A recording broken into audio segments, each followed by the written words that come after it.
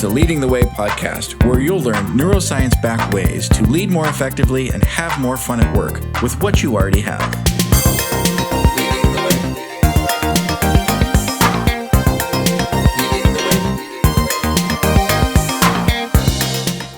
Hey, it's Chris, and welcome to Leading the Way. So excited to have my awesome friend Amanda Freed with me today. Hello, Amanda. Welcome, welcome. Hi, Chris. Thank you. I'm so excited. Yeah, I am too. So everyone listening doesn't know probably why I'm so excited. So I'm going to tell them a little bit about you first, and then we'll jump right in. So Amanda Freed, she's a bodyworker, anatomist, a yoga, mindfulness, and meditation expert. She's been doing this, y'all, for like 30 years, right? So this isn't her first rodeo. She's taught clients and students all over the world, including Olympians and pro athletes, including those with traumatic brain injury, all sorts of people with all sorts of conditions. She's presented to individuals and groups and high-level corporations internationally, again, for over 3 decades. Her passion is helping people reclaim their primordial power through mindfulness, meditation, and movement. Man, again, so excited to have you here. I know I already said that, but I'll have to say it twice.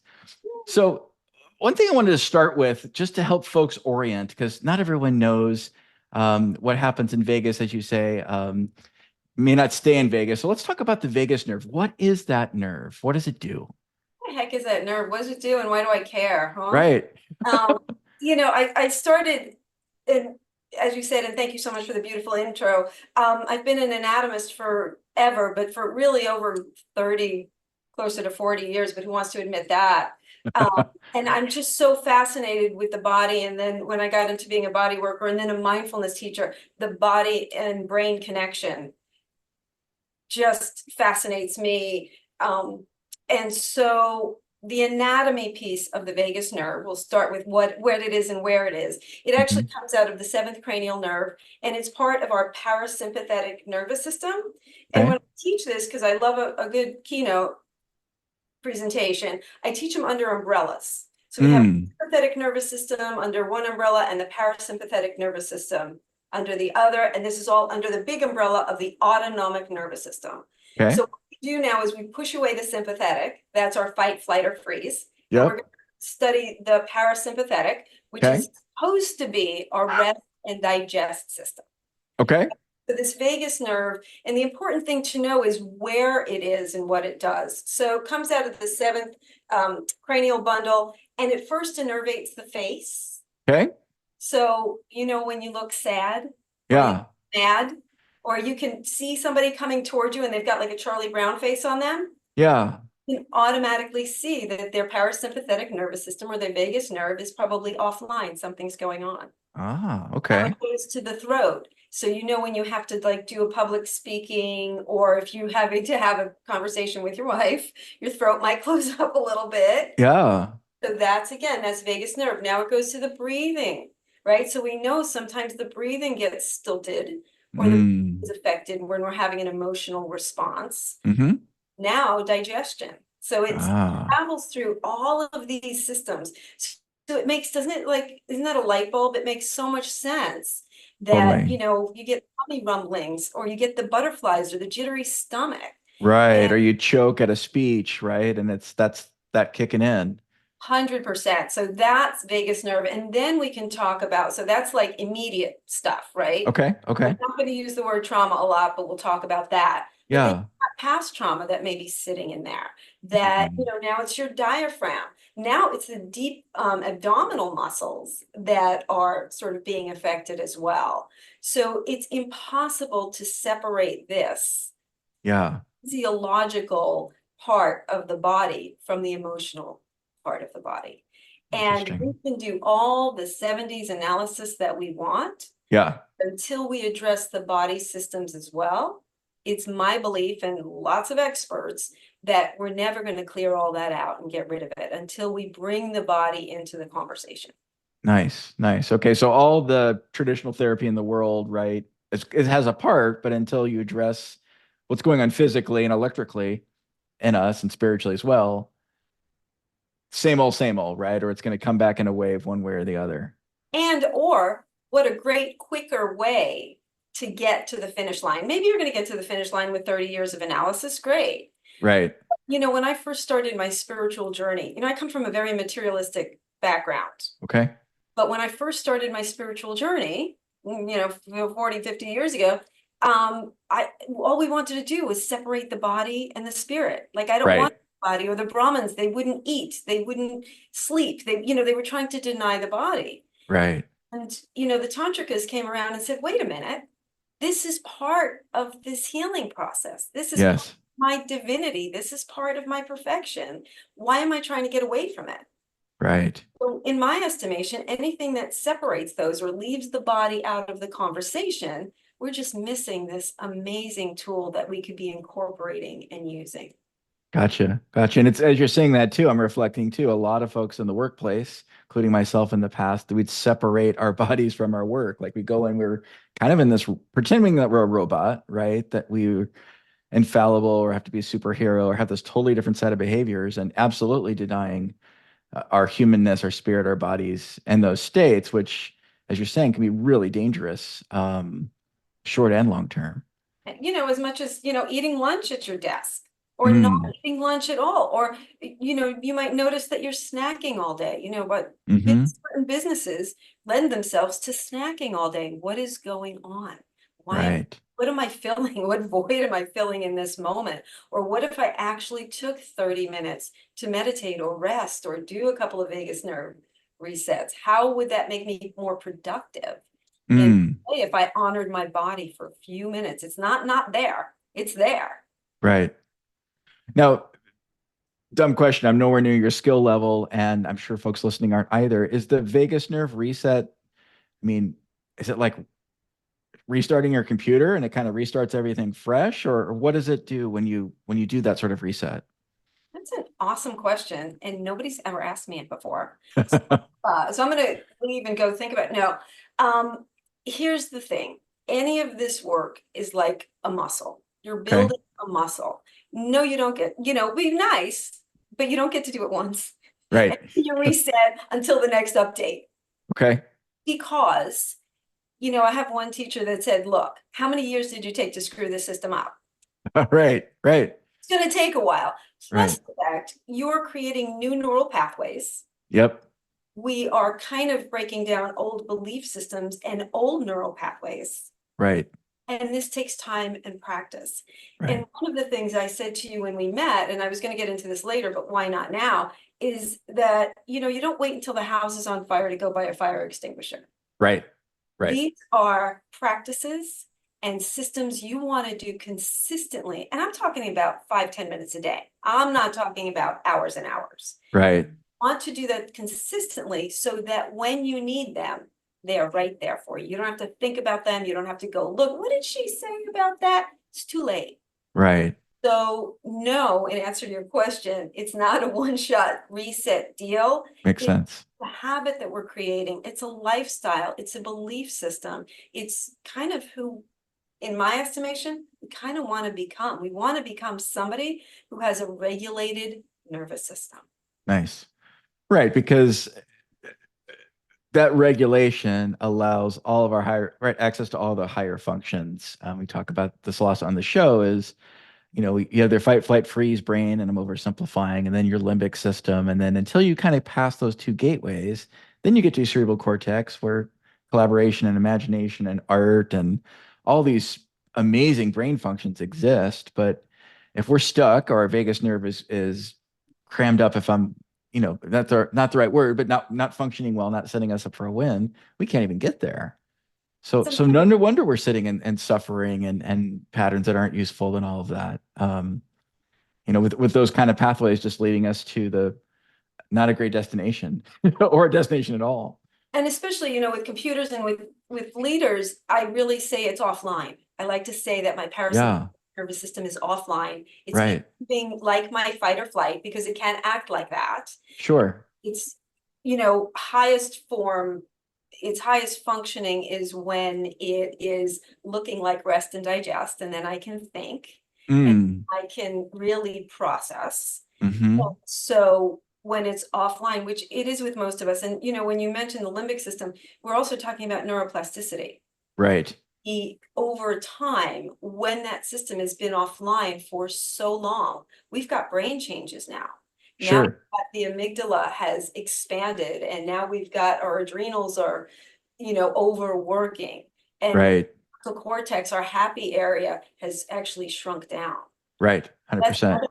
we're trying to mechanically expand those happy areas of the brain and Right. shut down the reactive portions of our brain. One of the things that I love to play with my groups is I ask them, at what age does the brain stop growing? Mm. And if they have teenagers at home, they say teenagehood. Women have husbands at home, they go, when they become men, all of this. But the answer is, what's the answer, Chris? When does the brain stop growing? I know two answers to it that I don't know if either are right. So one answer is the brain can be considered fully developed at 25, but that's just a maturity level. The other is our 100 trillion connections, if I remember that right, really never stop adapting and growing from an electrical perspective. They can always light up new pathways. But I don't know if either of those are correct. You are correct in both circumstances, that Okay. however, neuroplasticity says that it's still moldable. The Mm, question is, how are we molding it? Are we molding it to be, in many cases, more reactive? right. Or are we molding it and less happy? Or are we molding it or doing the practices to mold it to make it less reactive and more happy? Right. Right. Instead of, scrolling for 1, 2 hours a day, which if we're being honest, a lot of us do and get caught in that dopamine hit, myself included, there are days that happens. Um, this is a practice, a habit. It doesn't sound like it's a large one in terms of time that resets that. And maybe we don't need that hit or that escape. And we're able to serve in the work context, our customers, the people that work with us, work for us better. And same with our families. So it's very powerful in that way. And it's got to be a more enjoyable state to be in. And that's the thing. One of the things, as a meditator and a meditation teacher, I talk about the meditation gap. Mm, When I sit for 10 minutes, 20 minutes, 30 minutes, whatever, it's creating a gap in my day, right? yeah, I'm not scrolling or I'm not listening to something. I'm just creating a little gap. And right. what happens is that later on, I remember a gap, and I'm okay with a gap, that I don't have to go from this happened, so I'm going to react. There's a momentary gap is golden. Mm, And sometimes that's the difference between being reactive and really living my life, as you're saying, in the way that I want to. It's just more pleasant. right. Right. That old adage of, take 10, count to 10 or take a deep breath. I mean, it's, overdone, but really there's a lot of deep wisdom in that. If you attach all the brain science and all the things that to that, that's really powerful. And if So, it's a habit, then it's in there. right, it's just then that's on autopilot instead of the other things, or in addition to the other things. Yeah, Exactly. love Exactly. it, love it. So, with all the experience you have, do you have a story or transformation story or a fun story of any of the clients you've worked with you want to share? I mean, so many. I mean, one, and I want to give you two, but one is, as a body worker for so many years. And this would happen often with the older population, even older Mm. than me, if you can believe it. Um, I had a woman in her 80s, and I would put my hand on a certain place in her body, and she would remember a car accident that she had Mm. 20 years ago or 30 years ago, not because she was still in pain, but just she would bring up the memory. Where And it was then stored. Yeah. and then I would put my hand somewhere else, and I could cry. And she would, if I touched this spot, she would always remember sitting next to her father and Mm. playing the piano with him. Mm. It's Wow. impossible to think that those memories, good and bad, are not stored within my cells. Right. They're in there. And so that was part of starting the work that I was going to do, to go, what is going on? Where is this in our bodies? Yeah. The other one is I was working with a group, and this woman, and it's beautiful. I love to work with groups. And she raised her hand. She goes, and her boss was, kind of there. And she said, I don't think my boss likes me. My boss doesn't like me, and she doesn't think I'm doing a good job, and she's judgmental of me. And so we teased it out. And I said, so what has your boss said that led you to believe that? did she tell you you're not doing a good job? Well, no, but she said whatever, A, B, and C. Mm, Wow, to me, if somebody said that to me, that wouldn't imply that I was doing a poor job. So we went digging a little, and I said, well, where did that belief in you come from? And we kind of went into her body. So, well, where does that belief sit? Well, when my father would say that, he meant A, B, and C. I was like, oh, but is mm. that your father saying it? Right. You implying something that she meant? And it blew her away, and her face softened. Mm, I was able to say to the boss, is that what you meant when you said that? She goes, not at all. So nice. looking into our own trauma, our own wounding, our own stories, Mm-hmm. something totally different. And then I said, do you know what your boss may have been going through on those days? Right. She said, oh, my boss was going through a divorce. And I went, oh, so maybe it had nothing to do with you. Right. So Right. It's so powerful because we can all create these movies that have maybe no connection with what's really going on out there. And we do it so fast. I mean, it's insane. I mean, speed of light, but it feels even faster sometimes. yeah. And then our brain, our RAS puts it on our I call it our frequent hits list, right? It's on super high rotation, right? And until we interrupt that and put something else in high rotation, that's going to be the story that that it keeps playing, and it's doing its job. It's not mean thing. It's just, but Well, it was doing its job. It yeah, was doing its job. And now, just like addiction, certain things are helpful until they might be detrimental. right. And I do what I call the self-inquiry practice. Instead of me going to her boss, all the work it's an inside job.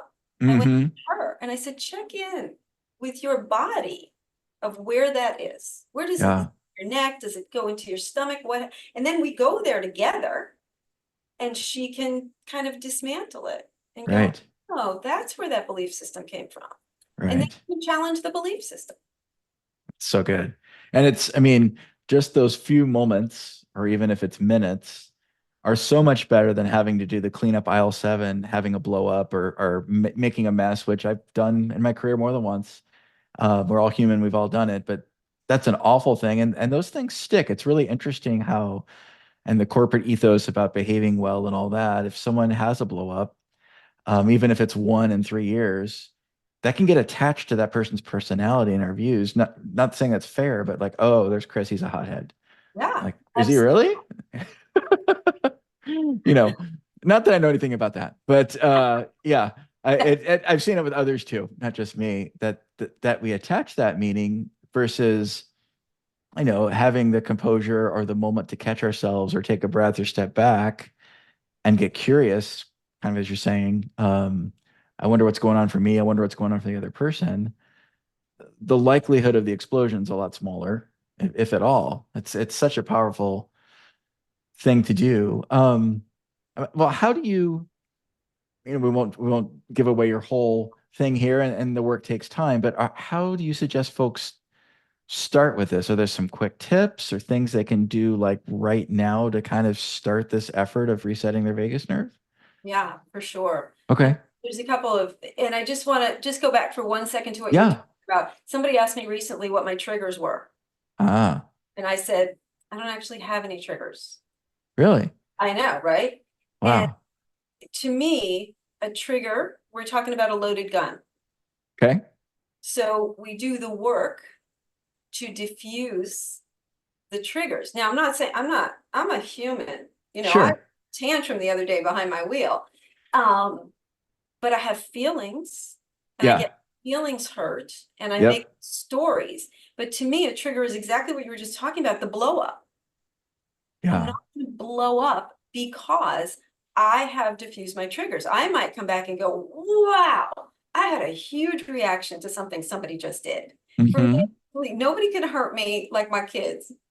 My kids are grown. No, all my son is not call me or not contact me, and he hates me. I'm worthless. I make up my whole story. Sure.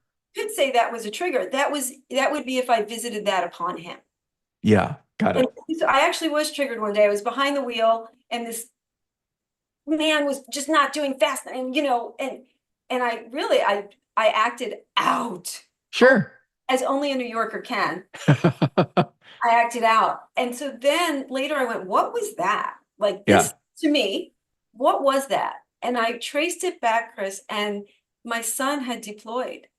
Oh, Did that have anything to do with that poor guy that was trying to figure out the gate code? Nothing. no. So that's what I'm saying. Like, if we can like look at our triggers and when we're triggered and dial it back and with so much compassion go, sweetheart, what's going on? Yeah. And I'll tell you, I promise you, if you move into your body and this is, this is one of those things. So here's your tip. If in that moment you can move into your body with compassion and Mm. call yourself sweetheart or whatever, dude, that's a Marianne Williamson thing. Wow, what's going on? Yeah. Where does it hurt? What's going, and not in a, a lot of times we'll go, what's going on? In a really Sure. gentle way. Sure. Go, wow, what are you really feeling? And go into your body. I Mm. promise you that your body is trying to tell you things.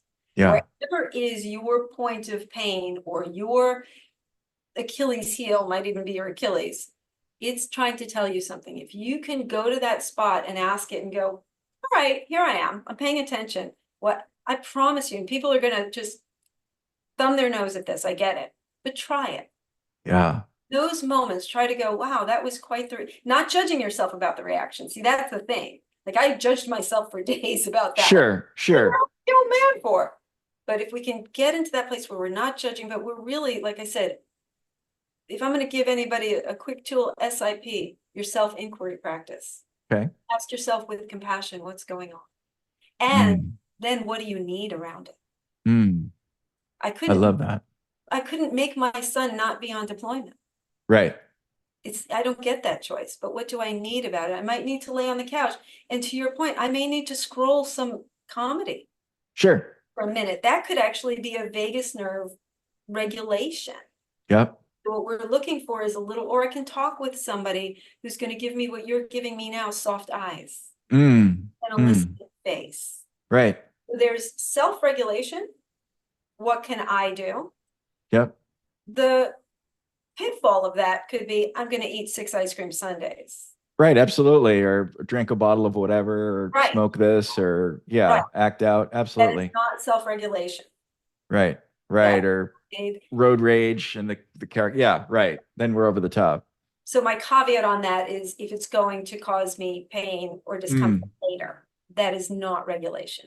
Got But it. self-regulation would be, for some people, everybody's different. This gets deeper, there's upregulation and downregulation, but might be soft music. It might be a Mm. soft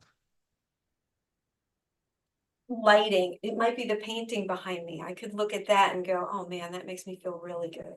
So Right. things that I can't fix in my world, I've got to go in and go, okay, how can I calm this? And then co-regulation again would be with another person. Maybe you call up a friend and you go, oh, I just yelled at this guy, but what I'm really feeling is sad that my son isn't on deployment, or so self-regulation or co-regulation.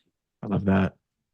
That's it's so powerful, and it's so, I don't want to say easy, but it seems like there are more, the volume of stressors or potential stressors is more than I remember in my lifetime, which maybe is why there's more distractions.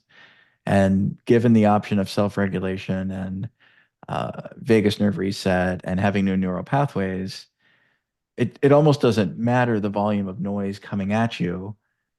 You have this totally different experience of the world in your life, and you don't have to be, enslaved to traffic. Such a great example, because I don't know a person that hasn't been upset of someone cutting them off, and it happens so quick, and we can just become like beasts, like and the potty mouth comes out, and it's like instant. And it's interesting because everyone I know talks about the traffic example, because we all go there. We think we're these higher beings, and Right. but we don't have to stay there, and don't have to have that be our experience, and have just have such a peaceful life. And I know this, real briefly, as aside from my work with my son in the autism spectrum, where regulation's a lot difficult, more difficult. for folks that are neurodiverse, because the pathways are all different. And so you've got to, do a little more work to get there. But when you do, I've seen the magic with him and with other kids on the spectrum. It's incredible. Right. And those of us that are neurotypical could learn so much from that world. And I know you work with folks with that too. It's, um, given the chance, we all want to do well. They're the experts, by the way. Yes, no doubt. People with autism or on the spectrum, Asperger, they are the experts. Yeah. Those amazing souls have so much to teach us. Yeah. They can unitask like nobody's business. We all think we're multitasking, but ask them to hone their attention onto something, Yeah. and they are laser. Right. 100%. Yeah.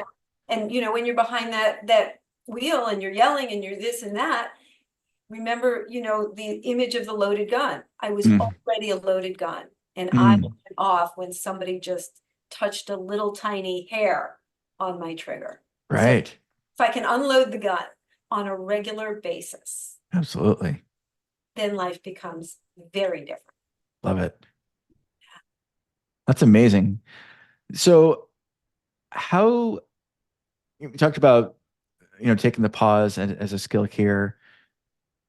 How do folks that want to know more engage with you, or what should they think about before they start a conversation with you about, hey, this is something I want to do, I want to accomplish? Are there things you should kind of like take an inventory or be aware of, or anything like that? The things, some of the things that I really love. So I've got a bunch of different programs. I've got a new program that I'm super excited with, called Primordial Power coaching. And it's us taking back our power. So much of our reactivity is that we never lose our power. We've just lost touch with it. And we feel powerless. That's what happens in the car. We got scared. That other person had power over us, or we thought they did. Right. Got scared. It maybe triggered some old fear. And so, I want to really empower people to take that all back, to have that peaceful power within us. And so that's one of the programs that I'm doing. My website is in the works now, and I have young people telling me, you need a website. So that's in the works right now. But, here's what I love. And we can play this game if you want to. Sure. Victim statements and turn them into power statements. Okay. And as a free little gift for everybody, go onto my Facebook page. Everything's just Amanda Freed or AF Yoga. And I call myself AF Yoga on purpose. Nice. It has so many meanings, but absolute freedom is my favorite. Nice. And go ahead, go on my Facebook page, give me a victim statement, and I'm going to help you turn that into a power statement. And so play that game, Chris. We can. Sure. A victim statement. Sure. And quickly for that, we'll have everything in the show notes. So if you're working out or driving or anything, please don't do anything unsafe. That's all there for you later. You can find it. Instagram is AF Yoga. LinkedIn is Amanda Freed Yoga. I make it very easy for people. Cool. Amanda Freed, FREED. Awesome. Victim statement for me. One thing that comes to mind actually is I don't know where my next client's going to come from. Yeah, that's one that comes up. Yeah. So that's, or I won't be able to land a client. That's even more victim-y. No, that's victim-y. I'll never be able to land a client. And so when I look at that, it's based in fear. Yeah. Every fear, by the way, is a fear of death. Everything comes under the heading of love or fear. Every fear is ultimately a fear of isolation. As humans, we need people, and death. To me, that victim statement says, I'm going to starve to death and I'm not going to be able to provide for my family. Right. Yep. 100%. And so turning that into a power statement says, I have amazing gifts in the world, and the people that need it will be attracted to me. Nice. And such a better thing to have that tried on than the fear, like you said, the death-based, lifeless-based thing. And what a better thing to have in high rotation. Right. And so if you notice, the compassion came first. Yeah.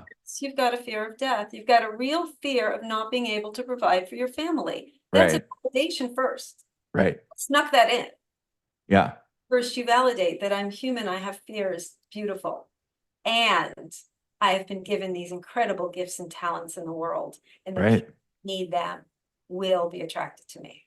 Love it. And I love also that that statement moves into a place of service too, right? Instead of being in fear, like, how can I serve? That just a totally different energy. Well, it's my Uh, fear that keeps me from serving. mm, absolutely. That keeps me from putting my gift out into the world, because they're not going to want it. They're not Right. going to like it. It's not worth anything. Right. And we can even make it more affirmative. Instead of saying they will be attracted to me, we say they are attracted to me. Right. I've bestowed upon me incredible gifts in this world, and the people that need them are attracted to me. Super powerful. And the likelihood of making that true is a lot higher. Well, the likelihood's the same truth, I suppose, of making either true. The I suck, I won't get another client. Our brains will help us make that true. Absolutely. And then that's maybe our brain pattern. Right. Right. And so, and those aren't easy to change. Victim statements can be as much as, oh, he left me and he doesn't care about me. How many times, and I've had this conversation with women, mostly women. I'm a woman, I can say that. Oh, he broke up with me. And then I go, yeah, but did you like him? Well, Right. not really. Right. What about you? Right. I love that. Or this idea that we're not safe in the world. I don't use Mm, that term anymore either. mm. I'm a grown woman. I'm safe. I may Right. not like you. I may not want to hang out with you. In road rage circumstances, I may not be safe. But if Right. I'm the one yelling, I'm probably, Right. probably just upset because they didn't move at the light. But this idea that I'm not safe in the world, I'm not in love with that statement anymore. Because what I'm turning it into is, do I want to be here? Does this feel like a good Mm, environment for me? right. When I have convinced myself that I'm unsafe in the world, I'm 5'2". I weigh 100 pounds. It could be very easy for me to feel unsafe, even if Sure. you just say some words to me. Right. But my safety is in my nervous system, or my lack of safety in many cases is within my nervous system. So powerful. So powerful. I mean, it's as you're saying it, and this is taking it to extreme. Maybe we'll even edit this out, but is, think about the elections and not about, make it really simple here. There can be fear of your favorite candidate not getting in and the world ending, right? I mean, it's whether you're for one or the other or a third, that's a pretty common pattern. And people can stay in that state for a long time. Um, and make all kinds of things up. And it's really silly to a certain degree. If you really zoom out, from a cosmic perspective and look at it, it's humorous. But for us in it, folks can get so road ragey about my candidate's better than yours, and your candidate did all these things, and it just, wow, we spin crazy versus that peaceful, I'm okay, I'm safe. Um, whatever power statement we want to make from that. I mean, you opened a huge Pandora's Sorry. box. But and there's real circumstances where I'm not safe. Sure, I'm a sure. small person. I shouldn't, walk at 2 o'clock in the morning down a city street. There's certain things. Right, I want right. to, I want to really be clear on Absolutely. some things that are not safe. But I think we're overusing the word, and I think that we're being threatened by things that are not, and I think it's going back to that we already don't feel a sense of safety within ourselves. And Mm, so with your point, with the political arena, I think there are things that could make us as a nation, as humans, unsafe. And what is the sense of safety that I have within myself? Am right, I basically feeling like a victim in the world, or am I basically feeling like an empowered, safe person? And so right, that's what we try to do, is even in corporate culture, how do we make every person feel autonomous and safe? And right, how do we recognize them as a full human and know that there's nothing I'm going to say to you to make you unsafe? There's nothing I can say to you to make you feel like you're in an unsafe environment. Now you get to stand up and say, I don't like that. This is right. not, this doesn't feel good to me. So I need to change it, or I need to go. Yeah. But I want us to just be built up in the fact that my safety is within myself. So powerful. Yeah, and that's And then we can take action, right? And when we're in that victim state, when I'm in that victim state, speaking for myself, I'm not in a place where I can take action or I can ideate ways to get out of it, right? Versus I'm in that more powerful state, a lot more powerful state, and oh, I could do this, this, this, or this. Or if I don't like this candidate, great. Here are the 15 things I can do locally to volunteer, to live what matters to me, right? exactly, that's 100%. You know, if Yeah, you see an animal and they're terrified, they're gonna lash out, right? When right, I'm in a victim place, I'm gonna lash out. But power is not aggression, it's the opposite. right. It's very calm when I'm empowered. You're not triggering me. You're not freaking me out. I'm standing in my power, saying what works and what doesn't. It's amazing how people respond. Yeah, You see that, and they love that because it also empowers them. absolutely. You know, and Wow. in a corporate setting, it's like one of the things I love is changing the whole corporate culture. Hmm. Conversation. We talk about the four gates of speech, or, I teach tapping as ways of self-regulation. Hmm. If you're not regulated and you come into my office and you freaking out about something the boss said, I'm going to usually do one of two things. I'm going to agree with you. What a jerk. I can't believe he did that. He did that Right, too. Or I'm going to say, nah, don't worry about it. It's no big thing. Neither right, of those is effective, right? Because I'm right, either going there with you or I'm right, validating you. right. What if I take a really kind of a wide physical stance? What if I make soft eye contact with you? And I might start something like a tapping action to regulate myself. Nice. And you might regulate. You might be empowered within yourself so that maybe what you heard sounds a little different and feels a little different. Right. Love it. And then there's the chance to make the shift and not be in the greatest hit. That's not really, there's nothing great about that hit of my boss sucks and everything's being done to me and just it's been there too much in my own life, and I know others can snap into that as well. So Amanda, how you shared all your socials and all of that. Um what do you have an ideal sort of client or the type of people or the type of groups you enjoy serving? You've heard like all the It sounds like you do all kinds of things. It doesn't. but one of the things that I do love to do is I love to go in and change a corporate culture. Got And it. because, and this is what happens as a yoga teacher, meditation teacher, a company will say, okay, we want you to come in and teach yoga. Okay, great. When? On their lunch hours. Oh Well, boy. people don't want to give up their lunch hour. Of Well, course not.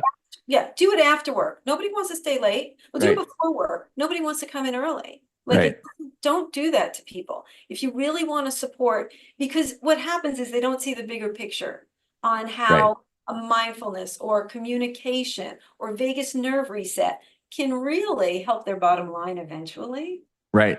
help the whole corporate culture for them as well. We don't know what anybody's going through. So what I'll do is I'll come in and do a few presentations. Hmm. Might be EFT tapping, which is I've been referring to, it's the emotional freedom technique. It's Yeah. amazing, amazing, amazing technique. When taught well, it's incredible. Absolutely.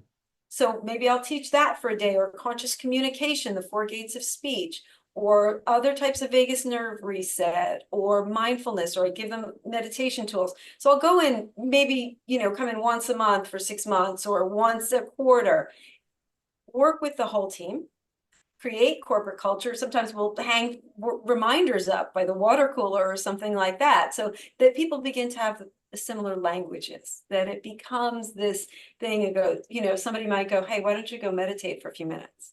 I mean, Yeah. you imagine working somewhere and somebody says, listen, why don't you take a little meditation break? Totally.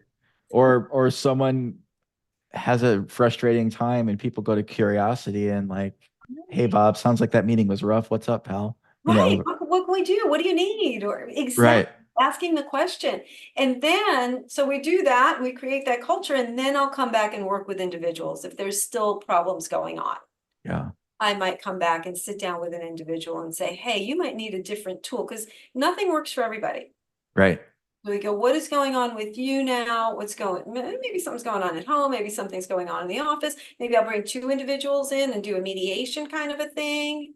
Sure. stuff up. So first you create the culture by serving everybody, and please don't do it on their lunch hour. You would be amazed if you take an hour a month or every 3 months, take it out of the workday. People be seen, they feel appreciated, they feel almost like they're getting away with something, right? But they're Yeah. doing so much, and you're not throwing it off like an aside and taking their personal time for it. Right.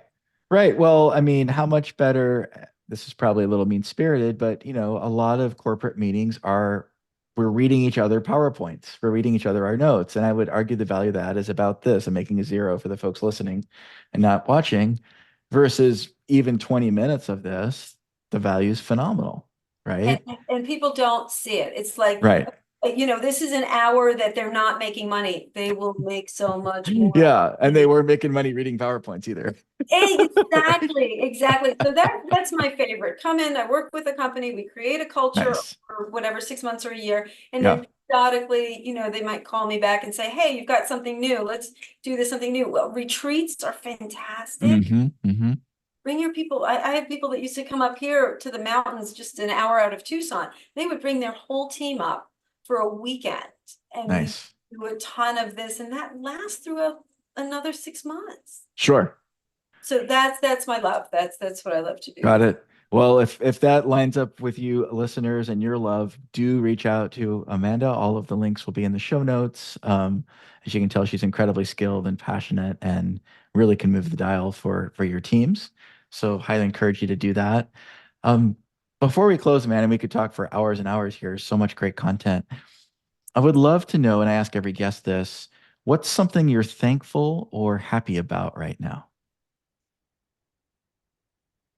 Oh, it's horrible. I have to be honest.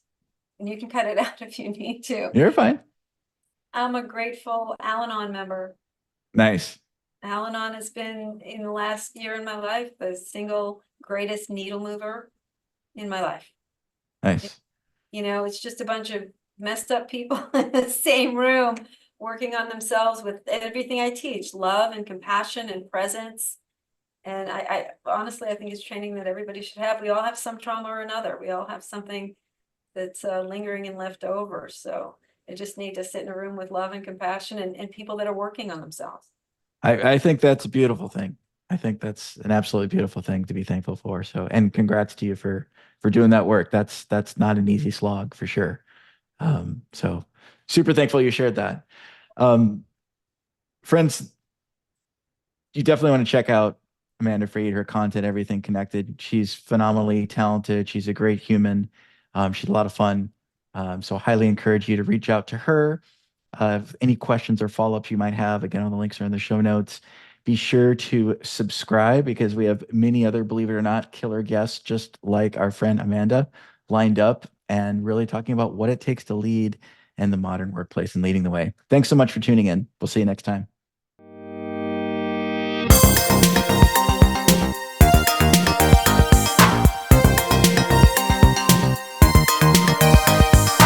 Thank you for listening to Leading the Way podcast. Be sure to like and subscribe so you won't miss other great episodes like this one.